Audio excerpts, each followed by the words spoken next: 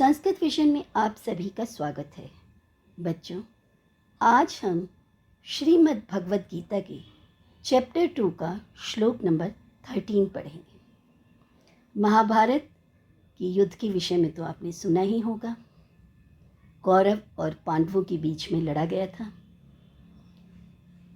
जब युद्ध शुरू होने वाला था तब अर्जुन ने श्री कृष्ण से कहा कि हे भगवान श्री कृष्ण, मेरा रथ दोनों सेनाओं के बीच में खड़ा कर दीजिए ताकि मैं देख सकूं कि मुझे किनसे युद्ध करना है। जिनसे हमें युद्ध करना है तो उनको एक बार देखना है। तब श्री कृष्ण, जो कि अर्जुन के रथ के सारथी थे, अर्जुन के रथ को आगे बढ़ाते हैं और युद्ध के मैदान में अपने सगे संबंधियों को देखकर, गुरु को देखकर, भीष्म पितामह को देखकर अर्जुन जो हैं परेशान हो जाते हैं और वो युद्ध ना करने का निश्चय कर लेते हैं। तो अर्जुन का मनोबल पूरी तरह से टूट जाता है। वो परेशान हो जाते हैं कि मैं जिन गुरु से शिक्षा ली है, जिन भीष्म पितामह ने उन्हें इतना प्यार दुलार दिया है, मैं उनसे युद्ध नहीं करूँगा और मुझे युद्ध नहीं करना है। तो वो बहुत परेशान हो चुके थे। तब श्री कृष्ण ने युद्ध भूमि में अर्जुन की टूटी हुई मनोबल को जोड़ने के लिए जो उपदेश दिया था वह गीता के नाम से प्रसिद्ध है। बच्चों, श्री कृष्ण अर्जुन को समझाते हैं कि जो तुम्हारे सामने खड़े हैं, तुम्हारे गुरु हैं, तुम्हारे भीष्म पितामह हैं, तुम्हारे भाई हैं, सगी कज़न ब्रदर हैं, ये जितने भी रिश्तेदार खड़े हैं तुम्हारे सामने, ये सब अधर्म का आचरण करने वाले हैं। अधर्म को फॉलो कर रहे हैं। अधर्म का नाश करने के लिए और धर्म की स्थापना के लिए तुम्हें युद्ध करना ही होगा। अर्जुन को युद्ध में विजय दिलाने और युद्ध की तैयार करने के लिए भगवान श्री कृष्ण जो उपदेश देते हैं वह गीता के नाम से जाने जाते हैं। इसको गीता क्यों कहते हैं? यद गीयते तद गीता। ये भगवान के मुख से निकली है, भगवान की वाणी है। तो अब हम करते हैं श्लोक। देहिनो अस्मिन् यथा देहि कौमारं यौवनं जरा तथा देहांतर प्राप्तिर धीरस्तत्र न मुह्यते। भगवान श्री कृष्ण अर्जुन को समझा रहे हैं क्योंकि अर्जुन दुखी है कि अधर्म पर तो धर्म की ही विजय होती है, फिर मैं इन पर क्यों करूं।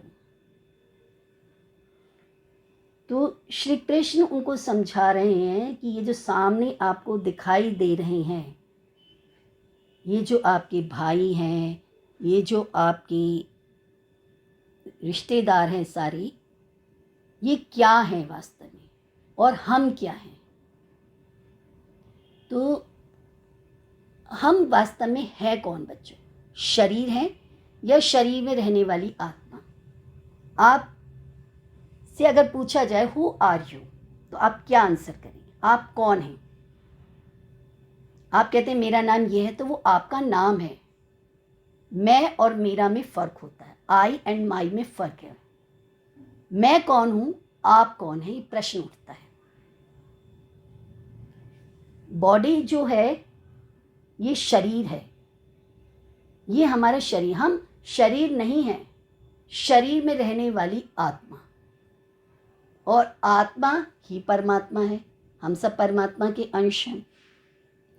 तो ये जो सामने जो खड़े आपको दिख रहे हैं, ये किसी न किसी प्रतिज्ञा में बंधे हुए, किसी न किसी नियमों में बंधे हुए, किसी न किसी मजबूरी के कारण अधर्म का साथ दे रहे हैं, जबकि वो खुद भी अधर्म की विजय नहीं चाहते।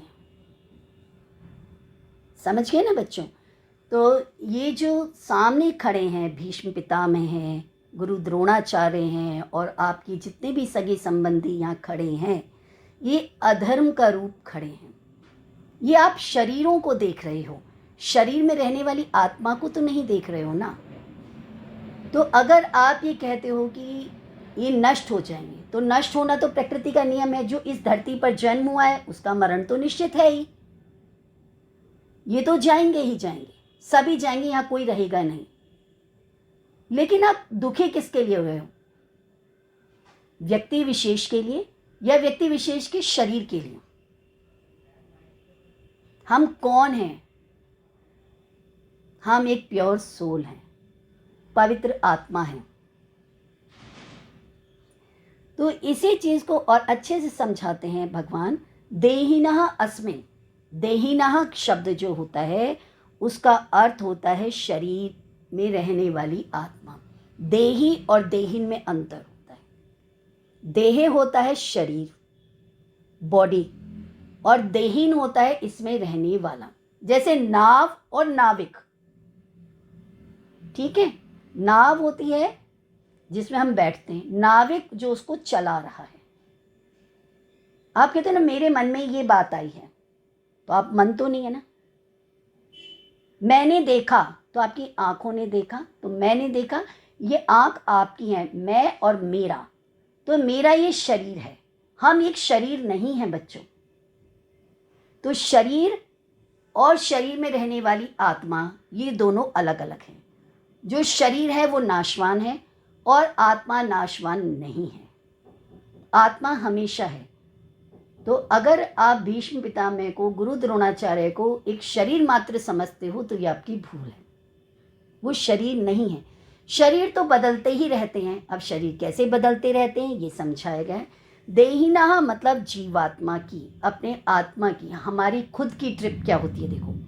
अस्मिन मतलब इसी शरीर में हम देखते हैं कि कैसी जीवन यात्रा चलती है। अस्मिन मतलब इन दिस, और देह का अर्थ है बॉडी में, शरीर में। इस शरीर में जैसे आप ये साइकिल देख रहे हैं चल रहा है, तो पहले आइए बाल्यावस्था, जब आप छोटे थे, चाइल्डहुड।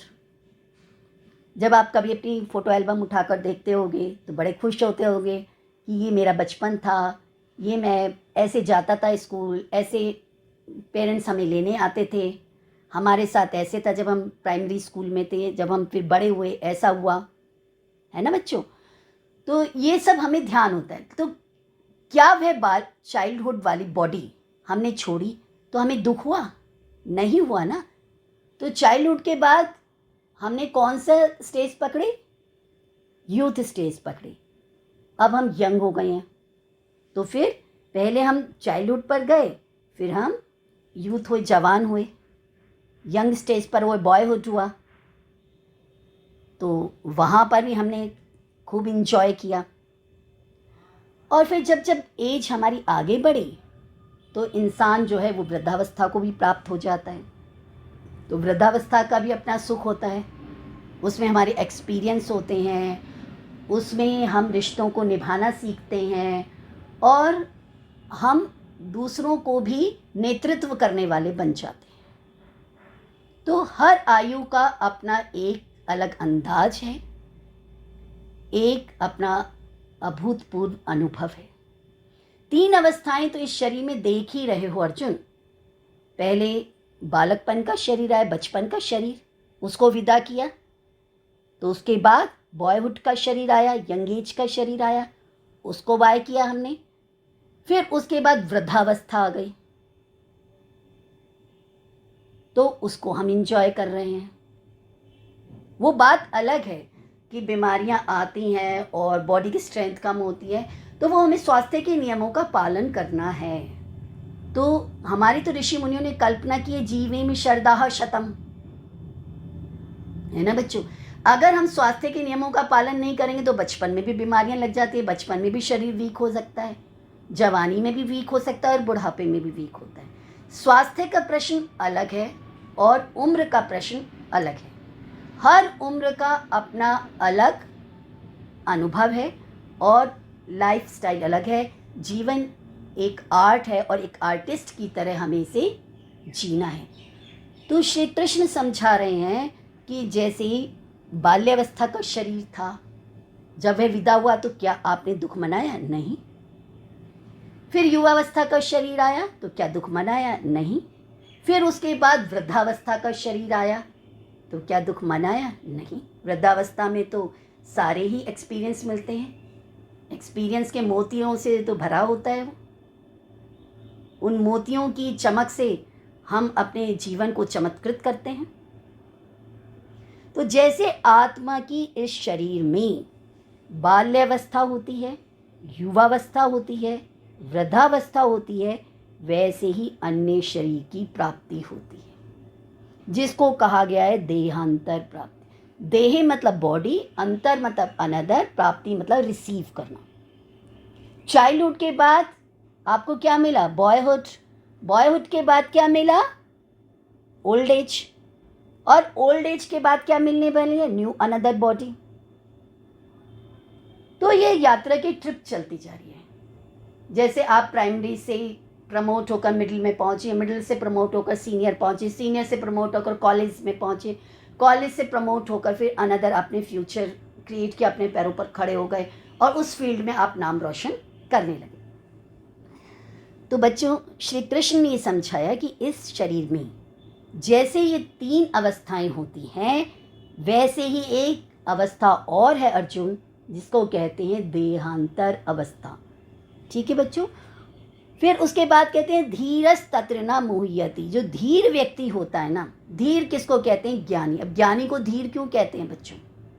ज्ञानी का अर्थ है ज्ञान होना और धीर का अर्थ है पेशेंस होना, धैर्य होना। तो धैर्य किसको होगा? जो ज्ञानी होगा।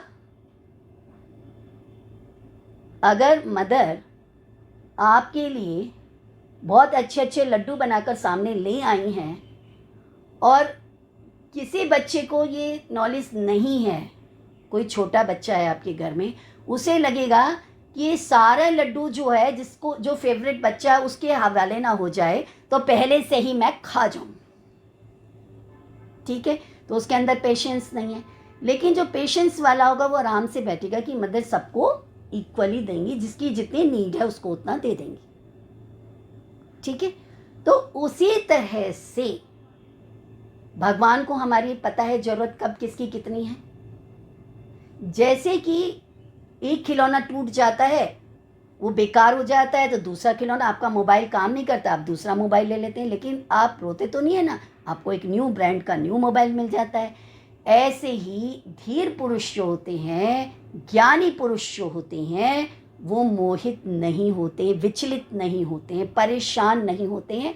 वो ये समझते हैं कि ये भी लाइफ की एक स्टेज है, ये भी कुदरत का बनाया हुआ एक नियम है कि जैसे हमने चाइल्डहुड लिया, जैसे हमने बॉयहुड लिया, जैसे हमने ओल्ड एज ली, वैसे ही मृत्यु भी सत्य है।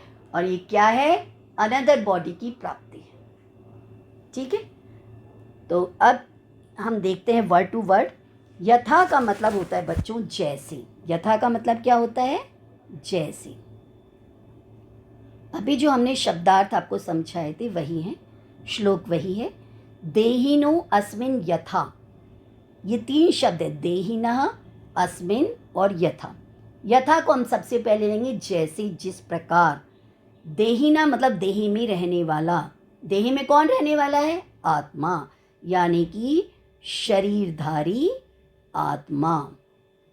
क्या है बच्चों ये? शरीरधारी आत्मा। अस्मिन, इसमें, किसमें? इस शरीर में। कहाँ है सोल? बॉडी के अंदर ही तो है। जब तक बॉडी के अंदर ही सोल है तब तक बॉडी लाइफ है, और जैसे ही सोल चली गई तो बॉडी डेथ डिक्लेयर हो जाती है। जैसे कि जब तक आपके मोबाइल में बैटरी है तो मोबाइल वर्किंग है, आप उसमें से सिम हटा दो, बैटरी हटा दो तो डेड बॉडी के माफिक हो जाएगा। देह का मतलब है शरीर में, 7वीं विभक्ति लगी हुई है इसमें, शरीर में। कौमारम क्या है बच्चों? बाल्यावस्था, चाइल्डहुड। यौवनम क्या है? युवावस्था, यंग एज। जरा क्या है? वृद्धावस्था, बुढ़ापा होना। कोई भी एज हमारी हो, हमें परेशान नहीं होना है। हमें आगे आगे प्रोग्रेस करते जाना है। ये है एक स्टेंजा कि जैसे शरीर की 3 अवस्थाएं होती, यथा मतलब जैसे बचपन, जवानी और बुढ़ापा, ये 3 स्टेज आई। तथा का मतलब वैसे। वो कितना ब्यूटीफुल है ना। गॉड का संदेश क्यों ना, गॉड की वाणी तो होती है। जब कृष्ण बांसुरी बजाते हैं तो सबको ही मनमोहक लगता है। तो कृष्ण के मुंह से जो निकली वॉइस, उसको कहते हैं गीता। देहांतर प्राप्ति का मतलब है अन्य शरीर की प्राप्ति। देहांतर, अन्य शरीर की, अन्य शरीर प्राप्त होना, देहांतर प्राप्ति। तत्र मतलब वहां पर, यानी कि उस स्टेज पर। कौन से स्टेज पर? मृत्यु वाली स्टेज पर। तत्र का एग्जैक्ट मतलब होता है वहां, लेकिन यहां पर है वहां उस रेफरेंस में। धीरा मतलब धैर्यशील व्यक्ति, यानी कि विजडम पर्सन, यानी कि ज्ञानी। धीर किसको कहते हैं? जो सुख और दुख में एक समान रहता है, बैलेंस रहता है। हैव पेशेंस जिसको कहते हैं ना। तो धैर्यशाली, जैसे रामायण की कहानी आपने सुनी होगी, उसमें जब राम को राज्याभिषेक के बारे में सोचा गया, राम के लिए राज्याभिषेक के बारे में, और राम को पता चला, तो राम को कोई खुशी नहीं हुई। तुलसीदास ने रामायण में और वाल्मीकि ने भी रामायण में ये बताया। तुलसीदास ने रामचरितमानस में और वाल्मीकि ने रामायण में क्लियरली बोला है कि वनवास के समय और राज्याभिषेक के समय में उनका जो फेस एक्सप्रेशन थे वो सेम थे। तो ये होते धैर्यवान ज्ञानी व्यक्ति की पहचान, कि सुख और दुख में एक जैसा रहना। तो उसको हम कहेंगे धीर। तो धीर व्यक्ति बाल्यावस्था से युवावस्था, युवावस्था से वृद्धावस्था और वृद्धावस्था से अनदर बॉडी प्राप्ति की कंडीशन में मोहित नहीं होते हैं। ना मोहित, ना मतलब नहीं, नो, और मोहयती मतलब मोहित होते हैं। तो मतलब इंसान क्या होता है, जब मृत्यु की घड़ी नजदीक आ जाती है ना, तो वो उसके हाथ पैर हिल जाते हैं और वो परेशान हो जाता है कि अब क्या होने वाला है।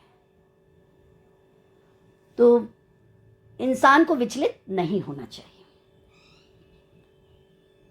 तो बच्चों, जैसे कि आप देख रहे हैं कि एज का कैसे पड़ा, बॉयहुड है, ओल्ड एज है, फिर अनदर बॉडी है। तो इस तरह से जीवन का पड़ाव चलता ही रहता है। जीवन की जो 3 अवस्थाएं इस श्लोक में बताई गई हैं, इस पिक के माध्यम से आप देख रहे हैं कैसे 2 बच्चे यहाँ पर मुस्करा रहे हैं, फिर यंग एज, फिर ओल्ड एज, फिर अनदर बॉडी की प्राप्ति। शरीर की 3 अवस्थाओं का वर्णन इस श्लोक में किया गया है। बाल्यकाल की अवस्था, जिसको हम चाइल्डहुड कहते हैं, युवावस्था जिसको हम बॉयहुड कहते हैं, एंड वृद्धावस्था जिसको हम ओल्ड एज कहते हैं। जैसे ये 3 अवस्थाओं को हम देखते हैं, वैसे ही एक शरीर को छोड़कर दूसरे शरीर में प्राप्त करने की दशा होती है देहांतर प्राप्ति। तो ये देहांतर प्राप्ति की अवस्था होती है, दूसरे शरीर को, बॉडी को प्राप्त करती है। तो शरीर जो है अनित्य है, मतलब हमेशा नहीं रहेगा। आत्मा नित्य है, आत्मा हमेशा रहती है। ठीक है। तो आत्मा शब्द बच्चों संस्कृत भाषा में पुल्लिंग है और हिंदी भाषा में स्त्रीलिंग है, ये ध्यान रखिएगा। आप कहते हैं ना आत्मा ही परमात्मा है, तो जब संस्कृत भाषा आप पढ़ेंगे तो इसमें आत्मा शब्द पुल्लिंग है, ये ध्यान रखिएगा जब आप संस्कृत में लिखेंगे। लेकिन हिंदी भाषा में शब्द स्त्रीलिंग है। आत्मा नित्य है, हमेशा रहने वाला। शरीर की मृत्यु होती है, शरीर के नष्ट होने पर भी आत्मा का मरण नहीं होता है। तो ये भीष्म पितामह और द्रोणाचार्य, जिनकी आप रिस्पेक्ट करते हो, इनकी बॉडी की रिस्पेक्ट करते हो या इनकी रिस्पेक्ट करते हो? आप इनकी रिस्पेक्ट करते हो तो इनका नाश होना ही नहीं है, बॉडी ही तो नष्ट होगी। और बॉडी अधर्म के चक्रव्यूह में फंसी हुई है, उस अधर्म को ही तो काटना है अपने। एक शरीर के नष्ट होने पर आत्मा को अन्य शरीर की प्राप्ति होती है। अतः धीर पुरुष इस विषय को जानकर मोहित नहीं होते हैं। तो आप देख रहे हैं कैसे एज का पड़ाव चल रहा है। तो हैव पेशेंस और विजडमली हमें हर काम को करना है। भीष्म द्रोण के लिए शोक करने का कोई कारण ही नहीं है, अर्जुन को ये समझाना चाह रहे हैं। अपितु प्रसन्न होना चाहिए कि वे पुराने शरीरों को बदलकर नए शरीर ग्रहण करेंगे और इस तरह वे न्यू एनर्जी प्राप्त करेंगे। जब बचपन होता है ना तो कितनी एनर्जी होती है बच्चे के अंदर, वो कितना गोल गोल घूमता है, कितना ऊपर नीचे उछल कूद करता है, लेकिन कभी थकता है। लेकिन अगर जो नर्सरी के बच्चे की जगह अगर आप किसी 7th 8th के बच्चे को बोलो कि इसी तरह से कूदो, कहेगा मम्मा थक गया, यार थक गया बस, और नहीं होता। तो हमारी जो बॉडी, जब न्यू बॉडी होती है तो स्ट्रेंथ उसमें ज़्यादा होती है। तो खुश होना चाहिए कि न्यू बॉडी मिलेंगी, नए शरीर धारण करेंगे, नई एनर्जी मिलेगी। ऐसे शरीर परिवर्तन से जीवन में किए गए कर्म के अनुसार नाना प्रकार के सुखोभोग या कष्टों का लेखा जोखा होता है। जब हम इस बॉडी को छोड़कर अनदर बॉडी को रिसीव करते हैं तो अनदर बॉडी हमें उसी हिसाब से मिलती है जिस हिसाब से हमने इस जन्म के कर्म करे। तो जब हम अच्छे कर्म करते हैं, सारी लाइफ में हमारे अच्छे कर्म ही हैं, तो हमें दुखी नहीं होना है। तो तुम्हारे गुरु भीष्म, गुरु द्रोणाचार्य और भीष्म पितामह तो बहुत अच्छे हैं, बहुत अच्छे कर्म करे हैं, तो इनको तो अच्छी सोल मिले, इनको तो अच्छी बॉडी मिलेगी, आध्यात्मिक शरीर मिलेंगे। क्योंकि भीष्म और द्रोण साधु पुरुष थे। साधु पुरुष का मतलब है अच्छे पुरुष, साधु सन्यासी नहीं है, साधु का मतलब है अच्छा।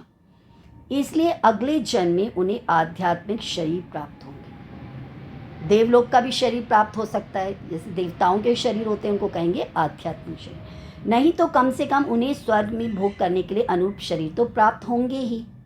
अतः दोनों ही दशाओं में शोक का कोई कारण नहीं है।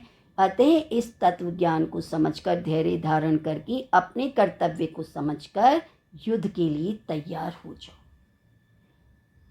कर्मण्येवाधिकारस्ते, तेरा अधिकार केवल कर्म करने में है अर्जुन, तू कर्म कर, तू युद्ध के लिए खड़ा हो जा। तो युद्ध करने के लिए तो आए थे पांडव, लेकिन मनोबल टूट गया अपने सगे संबंधियों को देखकर, और उस मनोबल को फिर से ठीक करते हैं श्री कृष्ण। तो बच्चों, इसी तरह से मैं आपको आपके सिलेबस के अकॉर्डिंग श्लोक कराती रहूँगी। तो आपको ये वीडियो मेरा कैसा लगा? अगर आपको पसंद आया हो, अच्छा लगा हो, तो इसे प्लीज़ अधिक से अधिक लाइक, शेयर और सब्सक्राइब कीजिएगा। अपने फ्रेंड सर्कल में भी शेयर कीजिएगा ताकि उनको भी ज्ञान का लाभ हो सके। थैंक यू सो मच बच्चों।